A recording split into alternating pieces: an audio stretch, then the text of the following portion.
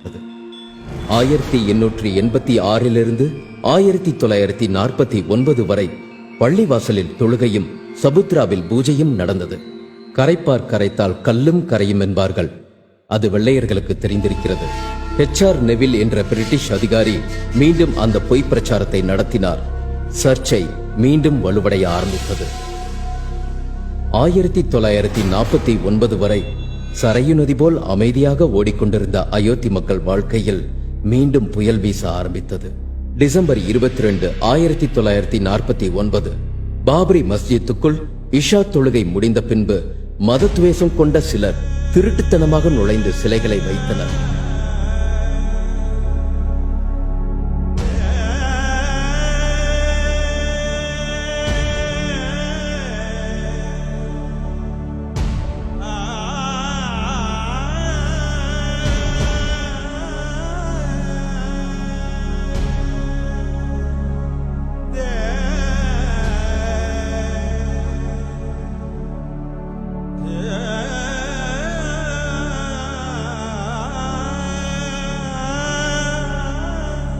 சிலை இருக்கும் காரணத்தை கூறி அப்போதிருந்த மாவட்ட நீதிபதி KK நாயர் டிசம்பர் 23, 1949 அதாவது மறுநாளை பள்ளிவாசலை சீல் வைத்து பூட்டும்படி உத்தரவிட்டார்.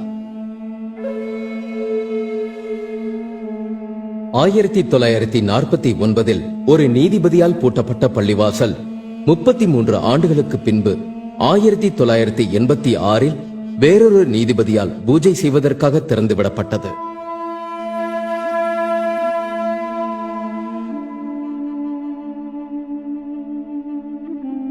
முஸ்லிம்கள் பாபரி மஸ்ஜித்தை முற்றிலுமாக இழந்த நாள் 1986 பிப்ரவரி 1. அது மட்டுமல்ல, இந்துக்களின் வழிபாட்டு தலங்களை மீட்டெடுப்போம் என்ற புதிய கோஷத்துடன் கிளம்பியது ஒரு கூட்டம். கலவரங்கள், போராட்டங்கள் என்று அப்பாவி மக்கள் தூண்டிவிடப்பட்டனர்.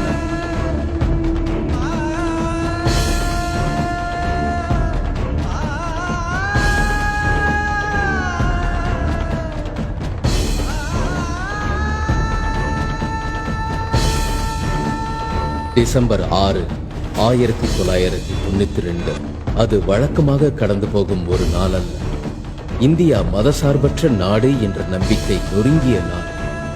சிறுபான்மையினர் தாங்கள் பாதுகாப்போடு இருக்கிறோம் என்ற நம்பிக்கை நொறுங்கிய நாள். ஆம், 1528 கட்டப்பட்டு கம்பீரமாக நின்ற அந்த பள்ளிவாசல் பாபரி மஸ்ஜித் இடித்து நொறுக்கப்பட்ட நாள்.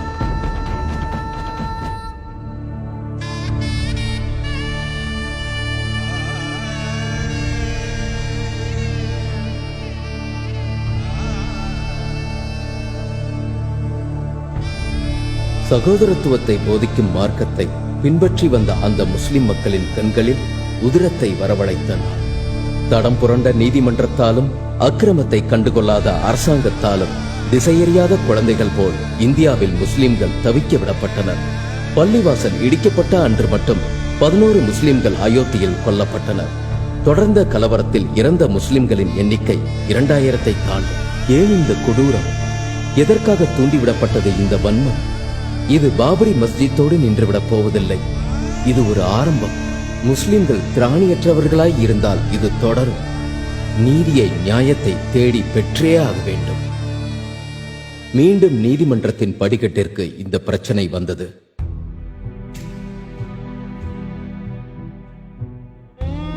ஏறக்குறைய 60 ஆண்டுகள் நடந்த வழக்கில் 30 செப்டம்பர் 2010 ஒரு தீர்ப்பு வந்தது. மொத்த நிலத்தையும் 3ஆக கூறு போட்டு ஒரு பகுதியை மட்டும் முஸ்லிம்களுக்கு கொடுத்தது நீதிமன்றம். ராமஜென்ம பூமி என்பது நம்பிக்கை சார்ந்த விஷயம் என்று கூறி சட்ட ரீதியாக அந்த நிலத்தின் மீது முஸ்லிம்களுக்கு இருந்த உரிமை மறுக்கப்பட்டது.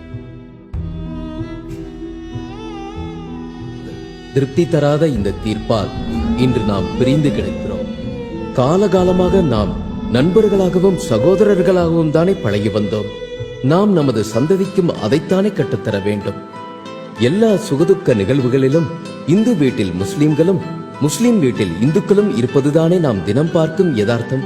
இதுதானே இந்திய கலாச்சாரத்தின் நிஜம். நமது தலைவர்களும் நமக்கு இதைத்தானே கற்றுத்தர வேண்டும். பாசிச சிந்தனை கொண்ட இந்துத்துவ அமைப்புகளும் தீய நோக்கம் கொண்ட பிற அமைப்புகளும் தவறான வரலாற்றை மக்களிடம் கொண்டு போய் சேர்க்கிறார்கள். அதனால் ஏற்படும் இழப்பு யாருக்கு என்றாலும் வலி ஒன்றுதானே. இன்று நீ வேறொருவன் பொருளுக்கு ஆசைப்பட்டால் நாளை உன் பொருளுக்கு இன்னொருவன் ஆசைப்படுவான் என்று நமக்கு புரியாதா? பாப்ரி மஸ்ஜித் என்பது ஒரு வரலாற்று சின்னம். அது முஸ்லிம் மக்களின் புனித தலம். வரலாற்றை சரியாக புரிந்து கொண்டு இந்தியாவின் கோட்பாட்டை நிலைநிறுத்த பாப்ரி மஸ்ஜித்தை உரியவர்களிடம் திருப்பித் தர வேண்டியது இந்திய அரசாங்கத்தின் கடமை.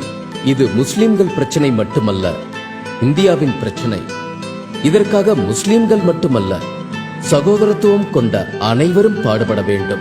அந்த புனித தலத்தை, அந்த வரலாற்று சின்னத்தை மீண்டும் எழுப்ப வேண்டும்.